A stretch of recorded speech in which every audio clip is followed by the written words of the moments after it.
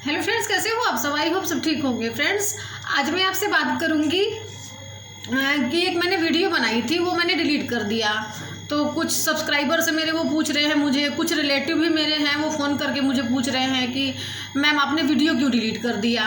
हमें तो देखना था, कुछ लोगों को मैंने भेज रखा था, उन्हें वीडियो देख नहीं पाए थे, इग्नोर कर दिया था उस टाइम। तो उस वीडियो को आपने डिलीट क्यों किया? मतलब कुछ सब्सक्राइबर्स मेरे थे और कुछ रिलेटिव मेरे ऐसे हैं, अच्छे हैं, जो मैं उनको भेजती हूँ, वीडियो बनाती हूँ। तो उनने कहा था कि आपने डिलीट क्यों किया, मतलब वो रीज़न बताओ आप। तो और उधर मेरी फ्रेंड स्वीटी का भी फ़ोन आ गया था, मेरी स्वीटी के नंद का फ़ोन आ गया था। तो कि बहन आपने वीडियो ऐसे क्यों बनाई, मेरे घर के परिवार की बेइज्जती हो रही है। उन्हें प्यार से बोला था। मेरी फ्रेंड स्वीटी है, स्वीटी के घर की कहानी थी। तो स्वीटी की ननद ने फ़ोन किया सुबह सुबह कि मैम आप वीडियो डिलीट कर दो, अच्छी बात नहीं है, मेरे परिवार की बदनामी हो रही है, वीडियो में आपने स्वीटी का नाम ले लिया है, इसकी वजह से, बाकी और कोई दिक्कत नहीं है मुझे। उन्हें प्यार से बोला, मैंने डिलीट कर दिया। देखो, प्यार में इंसान जान भी दे सकता है और प्यार में जान ले भी सकता है, आपको तो पता ही है आप लोगों को। तो उन्हें मुझे प्यार से बोला था, स्वीटी की ननद ने मुझे कि भाभी आप वीडियो डिलीट कर दो। मैंने कर दिया। और दूसरी बात ये है, मैंने कुछ सोचा भी कि ये स्वीटी मेरी फ्रेंड है, स्वीटी मेरी फ्रेंड है जो, तो अगर स्वीटी की बदनामी हो और तो मेरी बदनामी एक ही चीज़ है। अगर मैं ऐसी कोई वीडियो बनाती हूँ, नाम तो स्वीटी का ले लिया था मैंने, अब गलती से कान पकड़ रही हूँ, नाम नहीं लूँगी स्वीटी का या किसी का। तो आपको सही बताऊँ तो मैंने कुछ सोचा भी था, इस वजह से वीडियो डिलीट कर दिया। ऐसा मत सोचना आप लोग कि डर के मारे वीडियो डिलीट कर दिया था मैंने। देखो, डरती तो मैं किसी के बाप से भी नहीं हूँ, सही बताऊँ। सिर्फ एक ऊपर वाला वही है, और उससे भी तब डरती हूँ मैं जब कोई गलत काम करने जा रही होती हूँ। डरना उससे चाहिए, मैं तो भगवान से भी नहीं डरती, क्योंकि जब मैं गलत काम करूँगी तभी तो डरूँगी। अगर सही काम करूँगी तो मैं किससे डरूँगी? किसी से नहीं डरूँगी मैं, जो बात सही है।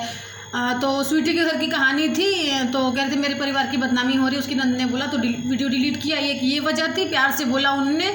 अगर मेरे को गाली दे के या ऐसा कुछ मतलब गलत वर्डों का यूज़ करती मेरे साथ, कि धमकी भरी मैसेज या फ़ोन करके बोलती, तो मैं बिल्कुल वीडियो डिलीट नहीं करती। तो इतना बात तो दिमाग से निकाल दो, आपके डर के बारे तो बिल्कुल नहीं करी है, पहली बात। दूसरी बात, स्वीटी का नाम ले लिया था मैंने उसमें, तो स्वीटी मेरे परिवार की, मतलब मेरे फ्रेंड हैं, तो स्वीटी के परिवार की बेइज्जती मेरी बेइज्जती एक ही समान है। दूसरी बात ये हो गई।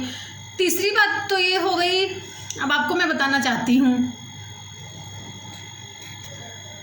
तीसरी और इम्पोर्टेंट बात ये थी कि वीडियो बनाने का ये मकसद था कि स्वीटी मेरी फ्रेंड है, उसके ससुराल वालों को ये साबित करना था कि मुझे सब पता है, मतलब स्वीटी को सब पता है। स्वीटी ने इसलिए वीडियो बनवाया था कि मुझे सब पता है, इतने सालों से मैं इग्नोर करती आ रही हूँ, ये सब देखती आ रही हूँ, तो मुझे सब पता है। वो स्वीटी को बुद्धू समझते हैं, मूर्ख समझते हैं कि स्वीटी कुछ समझती नहीं है, पागल है, ये तो गांव की है, पागल है। तो ऐसा नहीं है, सीधा होना मूर्ख होने की कैटेगरी में नहीं आता। कई लोग सीधे होने को मूर्ख समझते हैं कि ये मूर्ख है, कुछ समझती नहीं है या कुछ समझता नहीं है। आदमी अगर ज़्यादा नहीं बोलता तो उसको लोग मूर्ख मान लेते हैं, और फालतू नहीं बोलते, फालतू झगड़ों में नहीं पड़ते, सबको नमस्ते हेलो हाय करते हैं, सबके पैर छूते हैं ना, तो उसको लोग मूर्ख की कैटेगरी में लेते हैं। मेरे हिसाब से, जहाँ तक मैंने लाइफ में एक्सपीरियंस किया है, तो फ्रेंड्स, लोग मूर्खों की कैटेगरी में उनको लेते हैं जो सबको हेलो हाय नमस्ते करते हैं, वो सबके पैर छूते हैं। तो मुझे ऐसा लग रहा था कि स्वीटी को भी लोग मूर्ख समझते थे। तो मूर्ख समझने, मतलब जो सबको इज्जत देता है उसको इज्जत कोई नहीं देता। मेरा एक सिद्धांत ये है, मैं मानती हूँ और जानती भी हूँ। तो तीसरा मेन और सबसे बड़ा मकसद ये था कि जिसके लिए वीडियो बनाया था उसने देख लिया, मुझे पूरी दुनिया को थोड़ी ना दिखाना था, मुझे तो उसको दिखाना था जिसने मेरे स्वीटी के साथ गलत किया था। उसने देख लिया, मेरा काम हो गया। और सबसे बड़ी बात बताऊं, इसी वजह से सबसे बड़ी मेन रीज़न तो यही था कि बस बताना था उसको, बता दिया, डिलीट हो कर दिया, काम ख़त्म। मेरा काम ही क्या था उसके आगे? उसको दिखाना और जताना था जिसने गलत किया था। और आपको सही बताऊं, यही रीज़न, सबसे बड़ा रीज़न मेरा था कि मतलब उसको बता के, जिसने देख लिया, जिसके लिए वीडियो बनी थी उसने देख लिया, वीडियो डिलीट कर दिया कि मुझे सब पता है, तुम्हारे हर एक हरकत पे नज़र है मेरी, मतलब स्वीटी की ऐसी, मतलब उनको ये बताना चाहती हूँ कि तुम्हारे हर एक हरकत पे नज़र है मेरी। तुम्हारे इतने सालों से मेरी फ्रेंड बेचारी झेल रही थी ना, उसको सब पता है, इतने सालों से बर्दाश्त कर रही है, ये सब देख रही है, अपने आंखों के सामने बर्दाश्त कर रही थी वो, उसको इतने सालों से पता है तुम्हारी हरकतों के बारे में। और सही बताऊं, घर बिगाड़ने वालों के साथ क्या करना चाहिए वो मैं बताती हूँ आपको। साम दाम दंड भेद सब अपनाना चाहिए। साम का मतलब हमें अच्छे तरीके से डिटेल्स में सब आपको समझाऊंगी, थोड़ा विश्वास रखो आप लोग मुझ पे। साम मतलब समझाना, अगर कोई गलत जा रहा है आपको, तो मेरी फ्रेंड स्वीटी का ये मतलब था कि पहले वीडियो बना के उसको समझाओ। देखो फेस टू फेस समझा नहीं सकती वो लोग हैं लड़ाका, वो किसी की सुनते हैं नहीं, तो मतलब फेस टू फेस नहीं समझा सकती, इसलिए उसने मुझसे वीडियो बनवाया, ठीक है। तो वीडियो साम का मतलब समझाना, कि पहले वीडियो बना के उसको समझा दिया कि मुझे सब कुछ पता है, सुधर जाओ आप लोग, नहीं तो मैं क्या कर सकती हूँ आप लोगों को भी पता नहीं है। तो दूसरा हुआ, शाम के बाद आता है दाम।